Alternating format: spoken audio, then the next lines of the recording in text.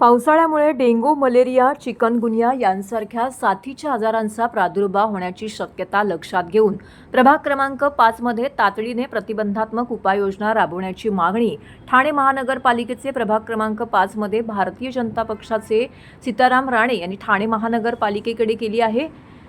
त्या अनुषंगाने ठाणे महानगरपालिकेच्या आरोग्य विभागामार्फत प्रभागातील विविध सोसायट्या, चाळी, झोपडपट्टी परिसर, सार्वजनिक रस्ते, नाले, गटार तसेच मोकळ्या जागांमध्ये कीटकनाशक फवारणी, धूर फवारणी, डास प्रतिबंधक उपाययोजना सुरू करण्यात आल्या आहेत। यासोबतच पावसाळ्यामुळे धोकादायक ठरणाऱ्या झाडांची पाहणी करून आवश्यक त्या ठिकाणी तातडीने छाटणी व इतर सुरक्षात्मक उपाययोजना करण्यात येत आहेत।